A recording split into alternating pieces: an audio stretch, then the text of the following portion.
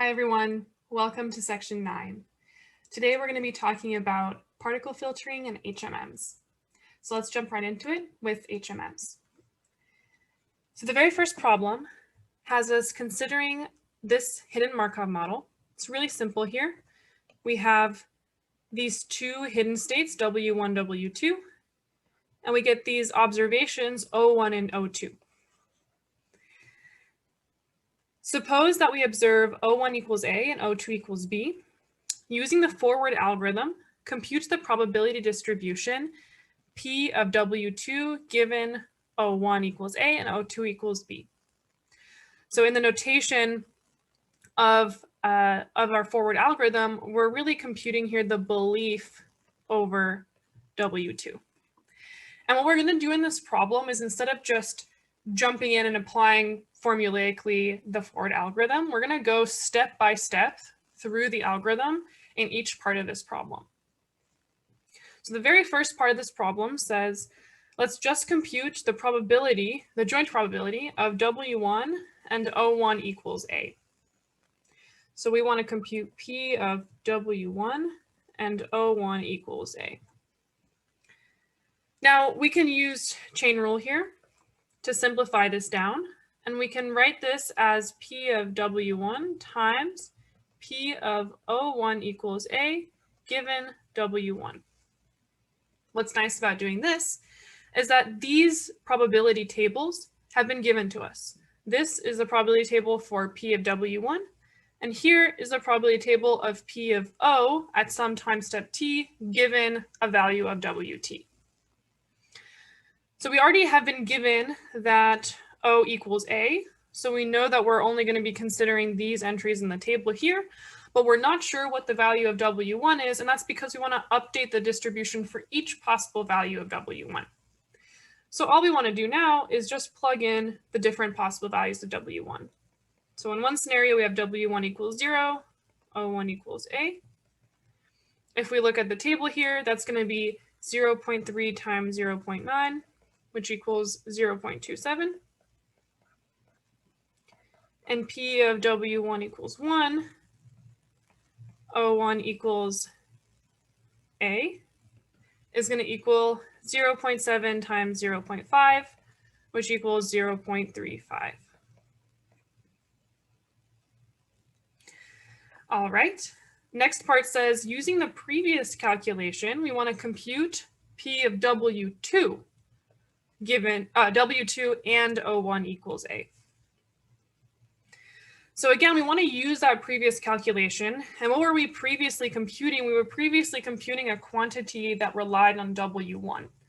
So as soon as I see this, I want to think about how I can plug into this a W1 and then sum it out so that it disappears and I only get the probability as a function of W2 and O1 equals A.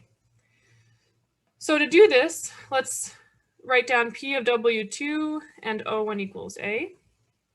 And let's actually write down the joint probability of W2, W1, and O1 equals A, where we're summing over the value of W1.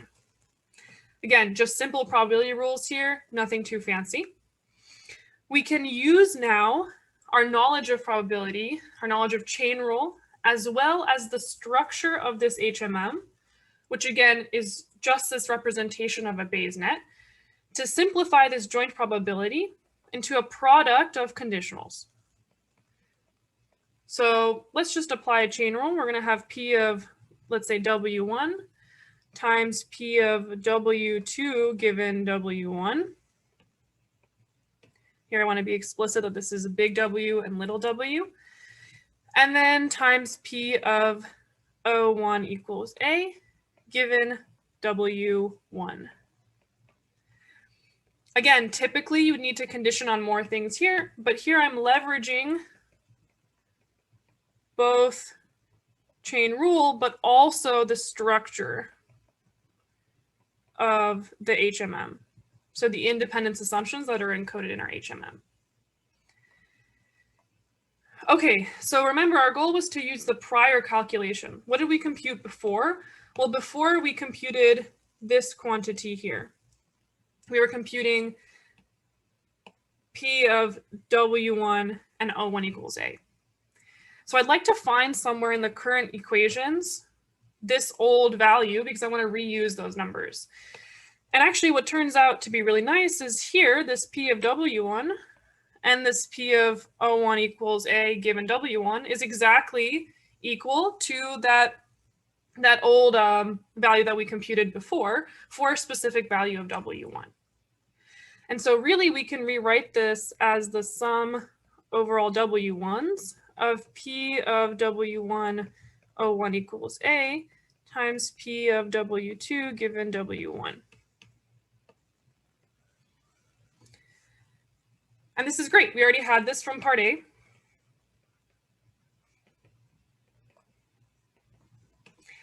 And that means that we get to reuse those values when we're computing these new numbers. So now when we plug in these two possible values of W2, W2 can either equal 0 or it can equal 1. We have a fixed value of O1. All we have to do is plug in each possible value of little w1, which again can be 0 or 1. We just have to look up that old value that we computed from part A to substitute in here for this green probability, and then multiply by our transition probability of how we transition from a particular value of W1 to a particular value of W2. So let's go ahead and compute that. We can look up these numbers here from our old computation. So all we need to do here is we're going to multiply 0.27 times, and now we're going to be looking at the transition probabilities, which have been given to us here, of WT plus 1 given WT. And here we're looking for W2 equals 0, given that our W1 equals 0. So we're transitioning from 0 to 0, so that's 0.4 plus, and now we're going to look at the other scenario, which will be 0.35 times 0.8. All right, what's that final probability? So that final probability is going to be 0.388. Similarly, we can plug in our other value of W2 and then sum over all possible values of W1.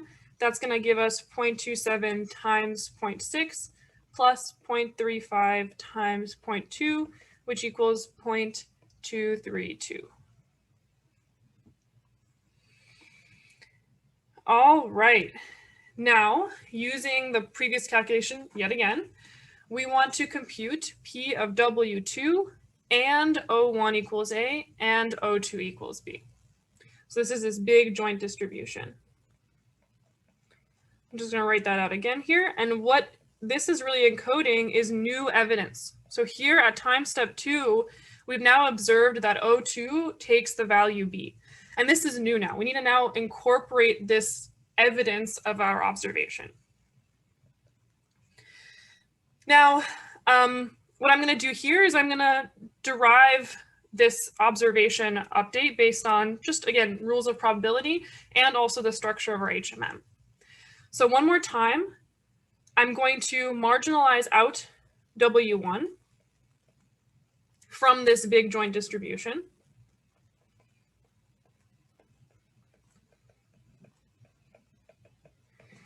Why am I doing this? Well, it's going to let me really quickly use, again, the rules of probability and our HMM structure to rewrite this inner joint distribution as a product of conditionals.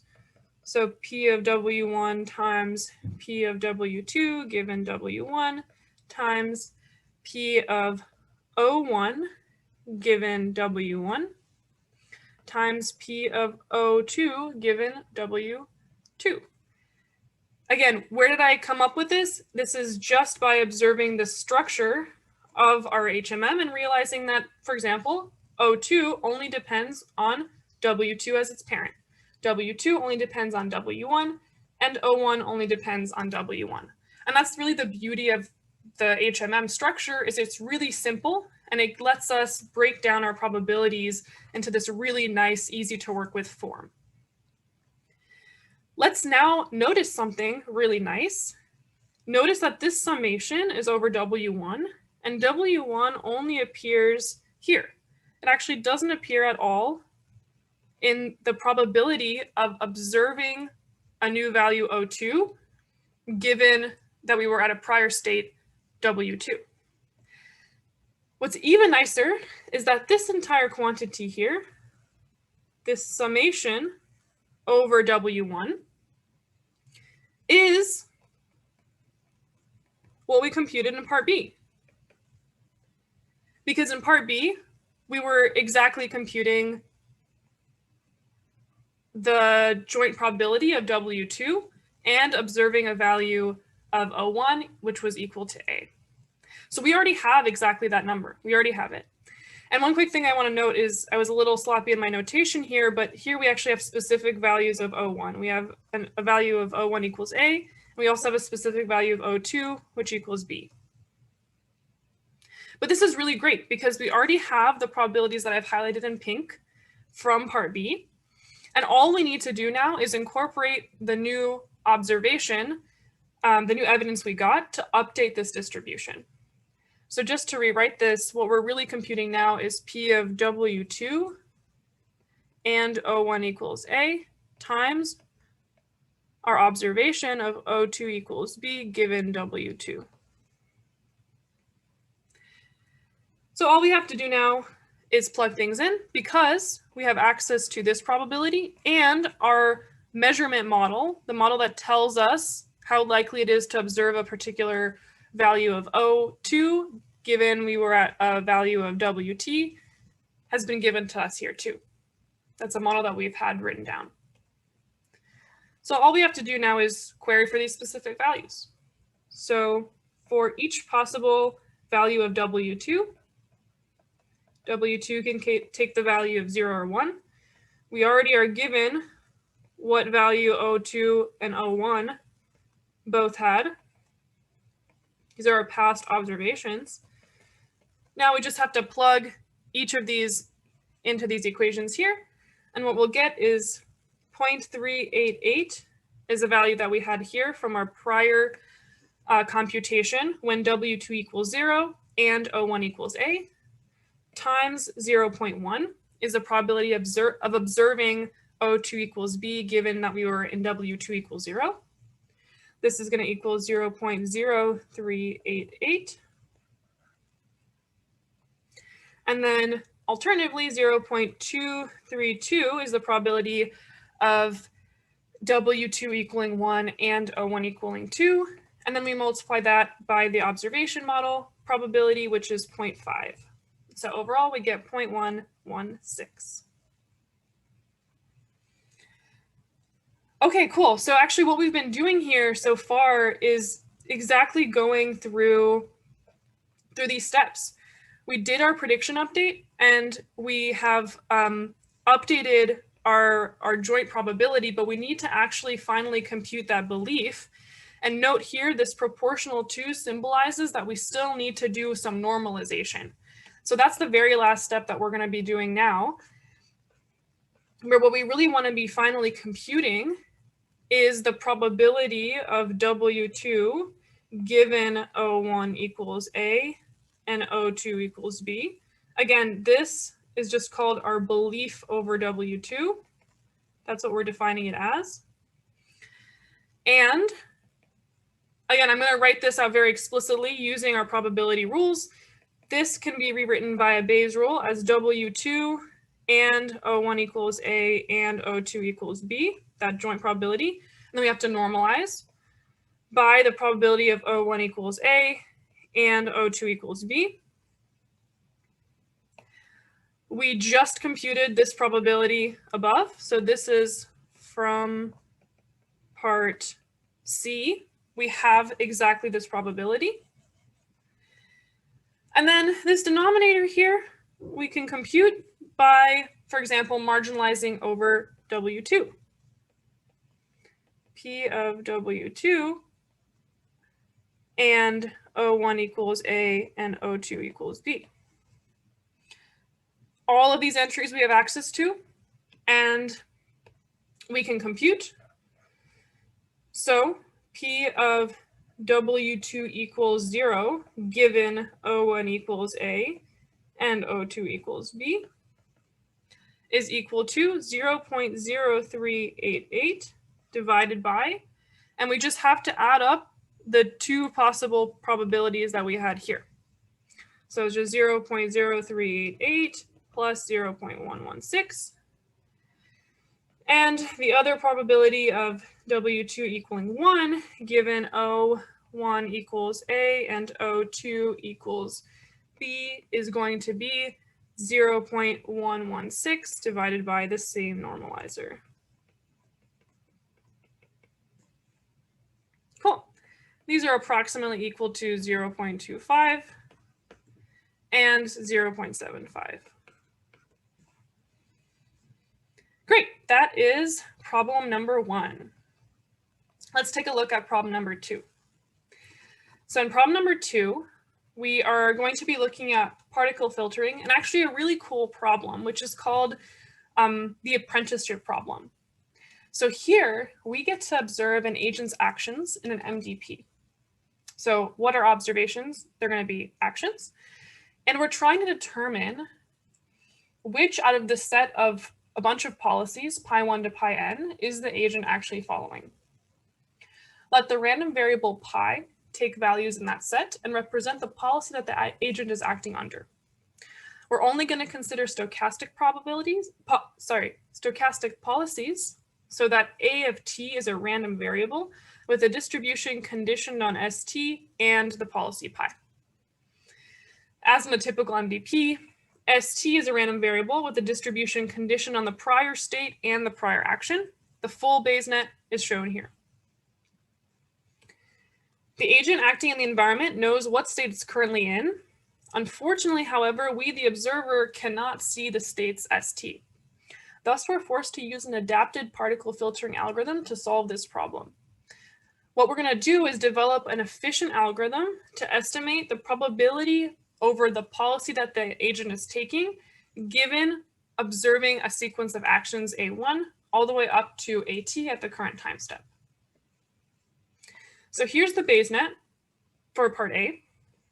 And the very first question asks us, given this Bayes net structure, which of the following of these independence relations are guaranteed to be true in this model for time greater than 10? Okay, so before we jump into this, I'm going to actually copy over this problem and these Bayes nets so we can go through them one by one. So the first thing to realize here is I copied over the actual problem. I've also copied over some really helpful examples of active and inactive triples from the D-separation lecture notes. And now what we're going to do is we're going to use the Bayes net structure, our knowledge of D-separation, to figure out whether or not each of these statements here is true or not. So the very first independence relation we're asked to verify is S of t independent of S of t minus 2 given S of t minus 1. So that's just written right here. And what I'm going to do, just for my own notational simplicity, is I'm going to equivalently consider time shifted forward by 1. So this statement here on the left is equivalent to the statement I've written here, which is S of t plus 1 independent of S of t minus 1 given S of t. And the reason I just did that is because it's easier for me to use that old graphical model that has been written up there here for us to just play with and look at. Okay, so we're looking at S of t plus 1 independent of S of t minus 1 given S of t. So what I've done here is I've highlighted S of t plus 1, S of t minus 1, and then what I've done is I've also shaded in right here our observed variable, which is st. Note that in this particular independence relation, we don't assume that the actions are observed, even though the problem originally stated it. So that's why I've sort of drawn white out marks here over all the actions, because we don't actually know in this particular relation that we're being asked to verify if the actions are observed. They're actually not. We only know that the state ST is observed.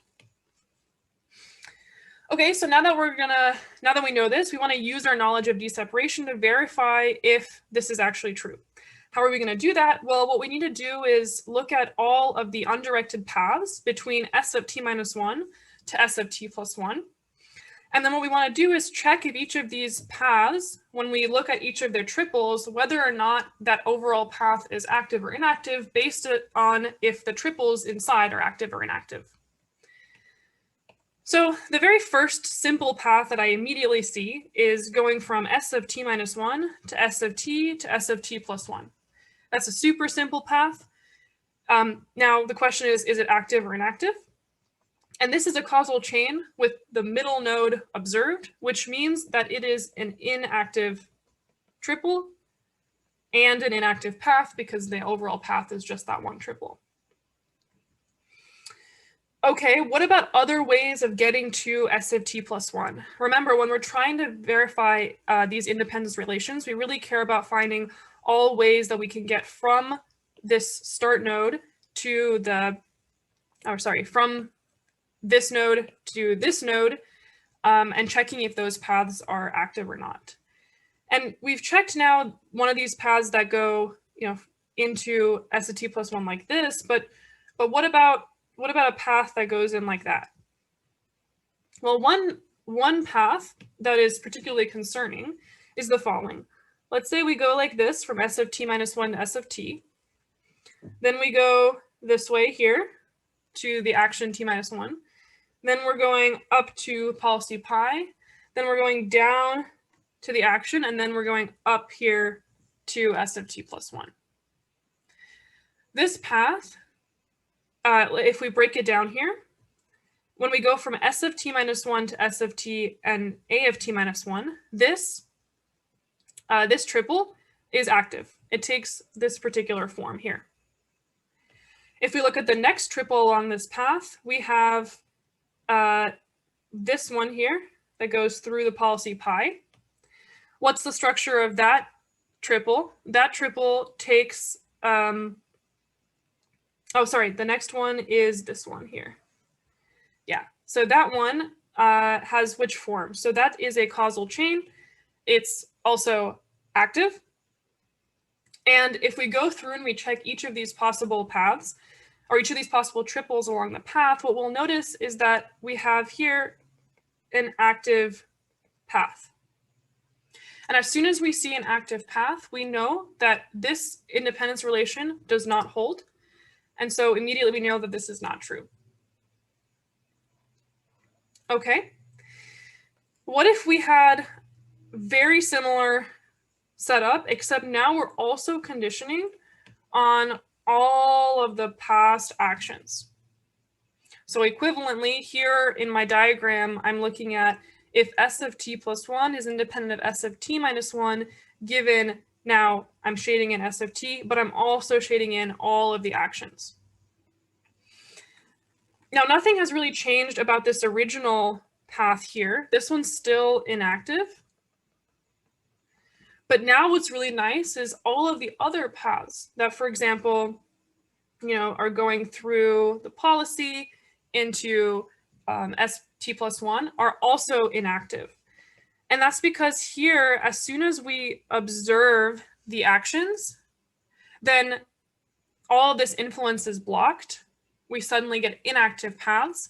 And overall, this independence relation holds via d-separation. So as soon as we observe actions, we have inactive paths where before we didn't in the problem above. All right, next one, what if we only observe the policy pi? Well, immediately our favorite simplest path, which is just that triple that goes from st minus 1 to st plus 1, immediately is active now. we have a causal chain where the middle node is not observed. So immediately we know that just observing the policy pi is not enough to guarantee independence. What if we had a very similar setup, but now we're also observing the actions too? So basically what we're doing now is, let me copy this guy over here. It looks really similar, except now I'm going to erase this whiteout that I had here. And now we're actually observing both the policy and also the prior actions. Well, as you can probably see, that hasn't helped us get rid of this active path that connects from st minus 1 to st plus 1. So this is still not true. Okay, we have two last independence relations to check. The next one here is if we observe the policy pi, but also the state st. So again, I've whited out the actions here. We're not actually observing those.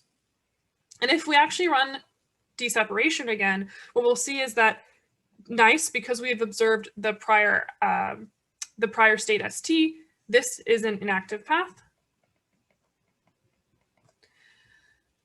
And by observing the policy pi, we've actually blocked influence in a lot of these other ways of getting into getting from st minus 1 to st plus 1. So we have inactive paths everywhere else. So this holds. And the very last setup just lets us observe even more things. It says we're observing pi, we're observing st, and we're observing all of the actions. Since this is letting us only observe more things than we did in the prior problem here, and we were already independent in this case, then in this case, you can run deseparation yet again, but in this case, adding these extra actions doesn't really affect any of the independence relations and still makes this entire thing hold just like it did before. So here, all of these are inactive. And again, you can step through this and sanity check this for yourself if you want more practice on deseparation. Cool. So next, let's go back up here. I'm just going to quickly write down our final solution. So our final solution here had this independence relation holding, as well as these two independence relations holding.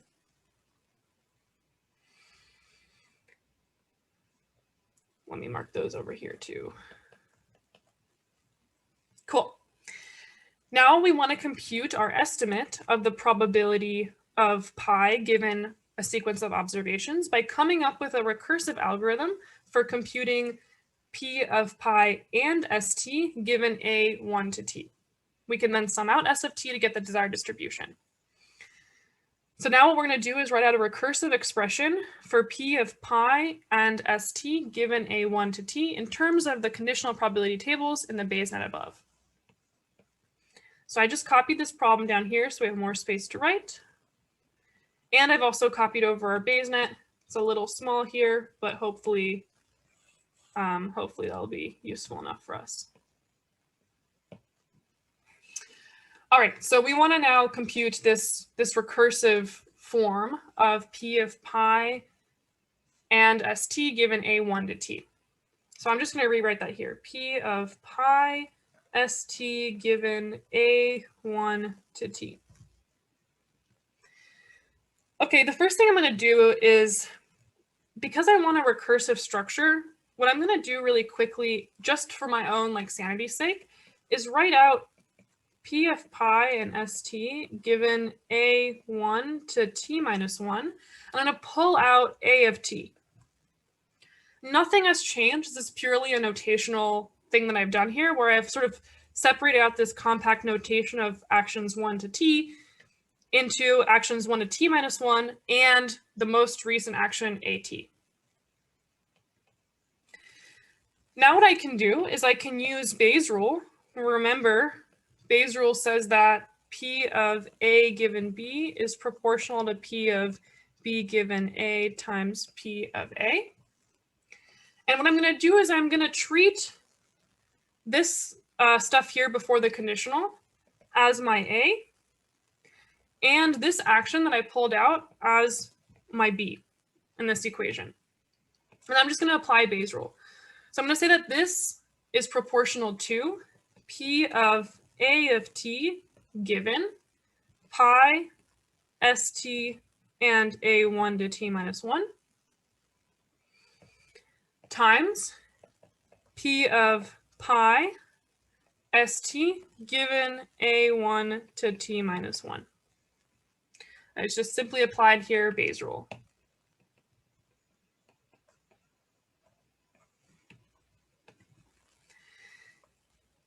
One thing I can immediately notice, though, is that if I look at the Bayes net here, the actions only depend on the policy and on the state. So when I look back here at this P of at given pi st a1 to t minus 1, I actually don't need to keep that here because a of t is independent of those. So we've already simplified our equations a little bit here. The next thing I can do is rewrite this here as our simplified form. So now we have only s of t times p of pi st a1 to t minus 1. Okay, and again, I'm looking for a recursive expression.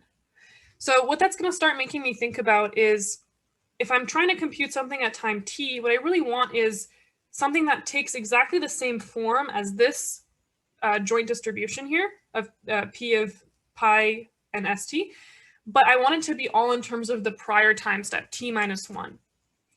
And that really means that I need to suddenly get access to like an s of t minus 1 somewhere. And what I'll do to figure that out is this component right here, this probability of pi and st, it looks kind of similar to the recursive nature that I want to get at, but it still has that old s of t. So maybe what I can do is marginalize over s of t minus 1 to make that variable that is dependent on the prior time step appear. So what I'll do here is just pull out p of at given pi and s of t, since that doesn't depend on the prior time, the prior state at the prior time. And now I'm going to marginalize over s of t minus 1 and just put s of t minus 1 here into my probability distribution.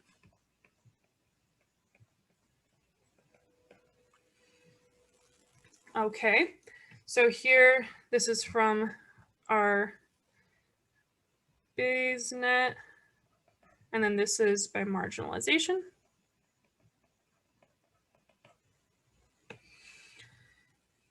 Okay, well, what's also nice is I can yet again use the structure of this Bayes net that we've been given here to simplify out this joint probability into a product of conditionals. So let's do that. I'm going to rewrite a of t given pi st times sum of s minus 1, st minus 1. And now what I'm going to do is when I separate these out, I'm going to separate them out again in a specific way that both follows the structure of my Bayes net here, but also gets me one step closer to having a form of p of pi and st minus 1 given the prior actions, since I want that recursive nature again. So what do I really want? I really want p of pi and s of t minus 1 given a1 to t minus 1. And now to follow, again, the rules of probability, I need to multiply by p of st given pi st minus 1 and a1 to t minus 1. Right, so all this was is just applying chain rule here on this probability right there. And again, I'm separating out this one specifically in this form, like I'm keeping this form because we want recursive structure. And again, we're already seeing that this is recursive. It looks exactly like this equation, but just as a function of the prior time. What else can I do? I can do one more thing here. So let me just quickly write down that I just used chain rule here. What I can do is I can recognize that this probability here can be simplified based on my Bayes net. And what I can really do is I can recognize that the state ST, what does it really depend on? State ST depends on the prior state, the prior action, and that's really it, nothing else. So that means that I can remove pi from this equation, and I can ignore all the other actions except for AT minus 1. So now this is based on the Bayes net. I can rewrite this as P of AT given pi ST times the sum over the prior states, P of pi, sorry for that sloppy handwriting, pi ST minus 1 A1 to T minus 1 times P of ST given ST minus 1 and AT minus 1. All right, and so we're actually here. We made it because this exactly is the recursive portion of our algorithm. It has exactly the same form, just one step prior. And what's really nice here is that this probability we pulled out is our observation probability. So that's the model we have of how likely is it that we're observing an action A, given the person is taking a policy pi from state ST. And then here, this is just our transition model. It says if the agent was an ST minus 1 before, and they were taking some action at T minus 1, what's the probability that they end up getting to ST? It's exactly like in MDPs. That's exactly the dynamics of the transition model. That's stochastic in nature. And then the green portion is just that recursive structure of the probability of our policy and the state given the action sequence before. And so that's our final form here. I'm going to write it out right up here. So we have P of AT given pi and ST times the sum over ST minus 1, P of ST given ST minus 1, AT minus 1 times P of pi and ST minus 1 given A1 to T minus 1. And so we basically here derived our forward algorithm. All right, so we did this problem. Let's move on. I'm going to scroll through all of our notes. So the next part of our notes asks us to try to adapt particle filtering to approximate this value, this distribution that we just computed. Each particle will contain a single state ST and a potential policy pi I. Now remember, because we were here computing P of pi and ST given A1 to T, then we're going to be representing this distribution as a particle which contains both the policy and a particle which represents jointly represents this state and a potential policy pi I. In the following is a pseudocode for the body of the loop in our adapted particle filtering algorithm. We want to fill in the boxes with the correct values so the algorithm can approximate exactly that distribution I just wrote up there. So the first part is we want to elapse time. So for each of our particles, which contains the state and the policy, we want to sample a successor. So a next state, ST plus 1. Now, before even worrying about particle filtering or anything, let's really think intuitively, back from our knowledge of MDPs and our knowledge of the structure of this Bayes net, where would successors be encoded? Well, if we look back at this equation we just derived here, this this distribution right here, our transition model, exactly encodes the probability of the next state given some prior state and a prior action. So if we want to sample a successor state, we should sample it exactly from this transition model because that's what's encoding a possible next state. So what we should do is we should sample from P of st plus 1 given st and at. The policy pi mark or pi little, forget the word for it. The new policy here for the new particle is just going to be our old particle, pi I, our old policy from our old particle. And now what we're going to do to incorporate the evidence to each of our new particles. Here we have st plus 1 and pi dash. We want to assign a weight. And in order to incorporate evidence, again, intuitively, let's think about what is going to tell us the likelihood of evidence. In this case, our evidence is the actions. So again, when we think back to our algorithm, this observation probability right here exactly helps encode the probability of observing some evidence given a policy pi and a prior state. So since we have our state st plus 1, we also have pi bar, then what we really want to do is figure out the likelihood of some evidence at plus 1 given st plus 1 and pi bar. So this is exactly here our observation model. And this was our transition function.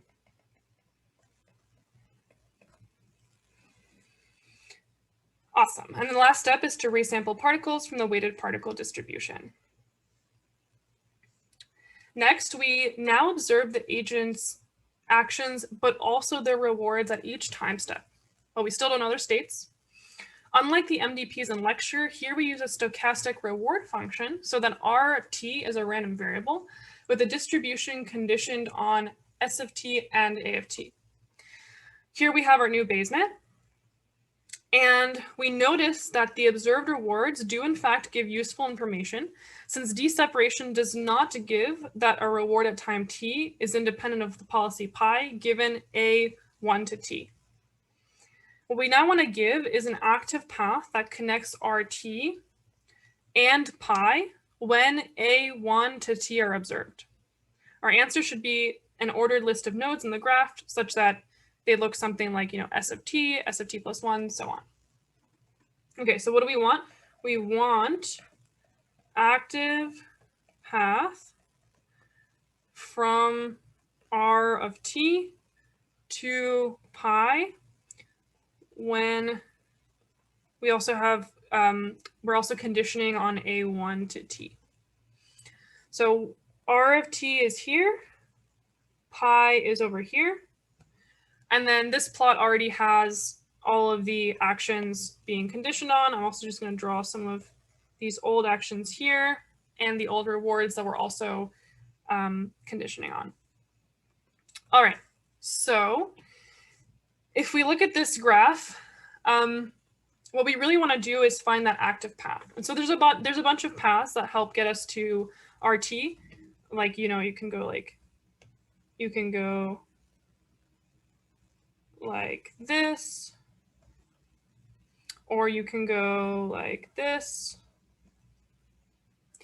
And what we'll actually notice is that this path that I just drew here, that goes through ST to A and to pi, has the following structure. It has RT with ST influencing it. ST also influences A of t, and A of t gets influenced by pi.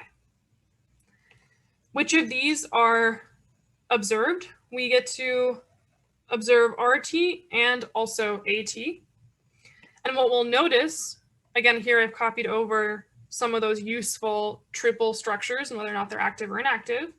But what we'll notice here is that this path contains two triples, and both of them are active.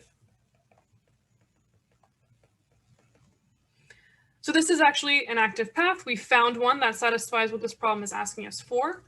And so to just write it in the final form here, we found a path that goes from RT, ST, AT, and pi.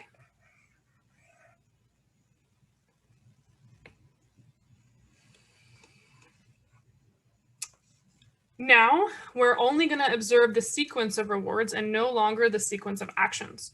Our new Bayes net no longer has all the actions shaded in. We will now compute our estimate for the probability of the policy pi, given now only the rewards, by coming up with a recursive algorithm for computing P of pi and ST and AT given R, 1 to T, and then we'll just sum out ST and AT to get the desired distribution. But we're not going to compute that in this problem. So we want to now write a recursive expression for exactly this probability in terms of our Bayes net from here. So let me copy over this Bayes net, and then we're going to follow a really simple, similar structure to what we did last time when we were computing the prior recursive algorithm. All right, so let's write down what we want to solve for. We want to solve for P of pi ST AT given R1 to T. So again, I'm going to do that same trick as I did before, where I'm going to pull out that last reward and just separate them out.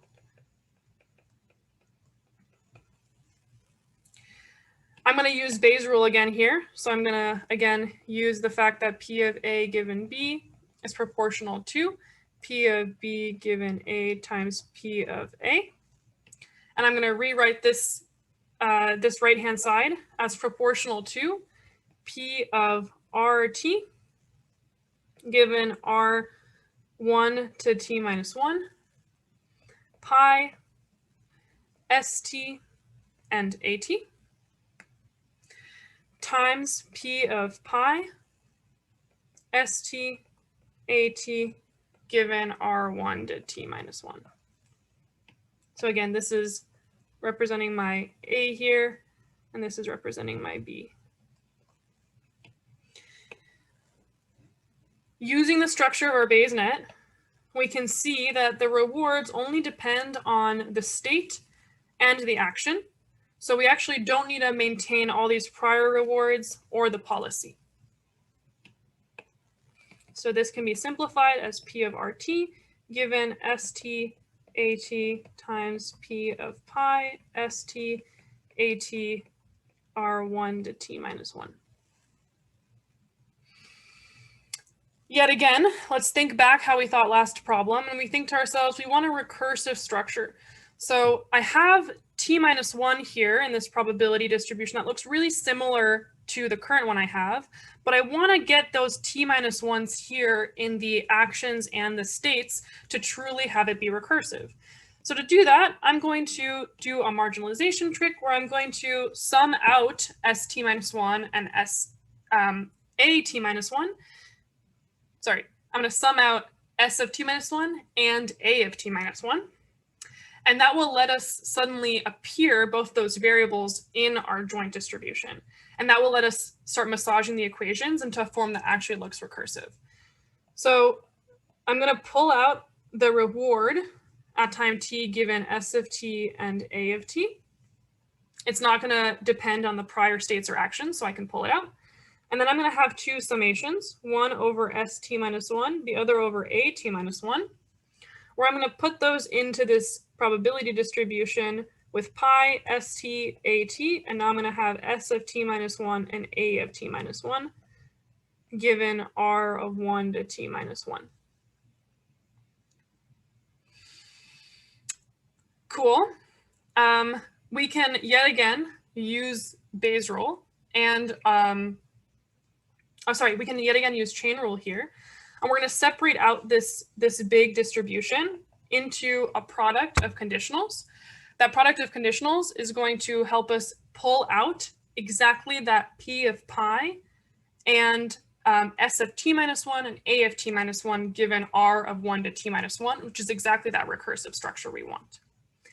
So I'm just going to copy over all of this. That's all the same.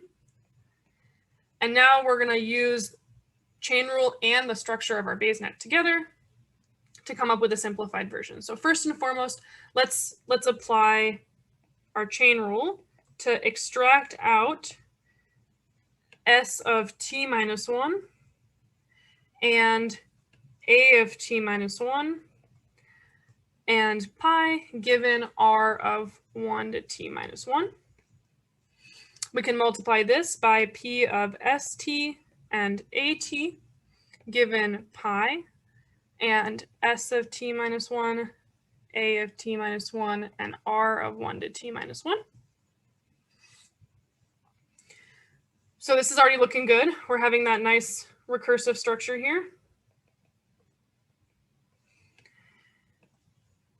And then we can use, yet again, chain rule to simplify this portion of our equation here. So let's keep going. I'm going to multiply, I'm going to copy over this.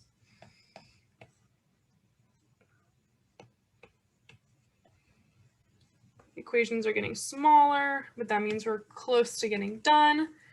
And so again, I can just use my knowledge of probability to simplify this out as P of st given pi, st minus 1, at minus 1, r 1 to t minus 1 times P of at given st pi, st minus 1, at minus 1.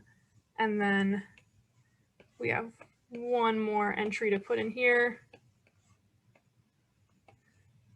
We have R 1 to t minus 1.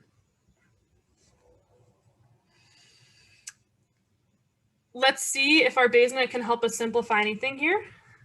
And it actually can, because we can see that the state st only depends on the prior state and the prior action. So we know that we don't need to carry around pi in this probability distribution, and we also don't have to carry around the rewards. What about the probability of the action? Well, here at depends on st and pi. And so with that, we can get rid of the st minus 1, get rid of at minus 1, and get rid of the r1 to t minus 1s. And so the final simplified equation that we can write down is going to look like this. It's going to have all of this stuff, which we've already covered. And now we're just going to write down our simplified versions of what ends up being our transition function again. So this is transition model. And then here we have P of at given st and pi. And this is now representing here our recursive part. Recursive. And then now we're only observing the reward. So this is our observation model. Finally here, this is our action model. It basically says, how does the agent choose their actions conditioned on their state and their policy?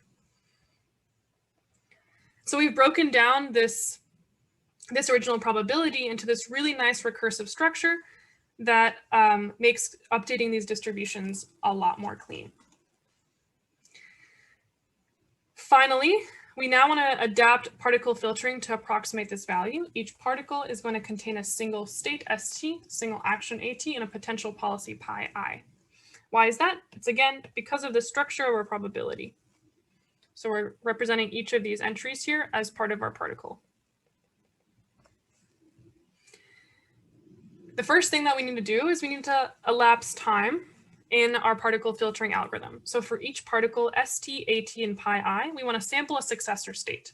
we've already uncovered what that successor function is. It's this transition model. So just like we had before, we're going to write down here how we're going to sample S of t plus 1 from P of S t plus 1 given st and at. Then we're going to sample a successor action, at plus 1, from what? Well, we have our action model. It's right here. So we're going to sample from P of at, t plus 1 here, given st plus 1, that's the sampled state we got, and pi I. The policy pi tilde, or pi bar, I've been calling it a whole variety of things, but you guys know what I mean. The policy pi tilde is the new, the policy pi tilde in the new particle is going to be that pi I. And the last step is to incorporate evidence before we normalize, and that is to each new particle, st plus 1, at plus 1, and pi tilde, we assign the weight proportional to our observation model. So P of r t plus 1 given S of t plus 1 and a t plus 1. So that's exactly this component here that we also saw in our derivation. Great. So with that, the last step of particle filtering would be to resample the particles from the weighted particle distribution. And with that, we've come to the end of our worksheet. Thank you so much for joining, and I'll see you next week.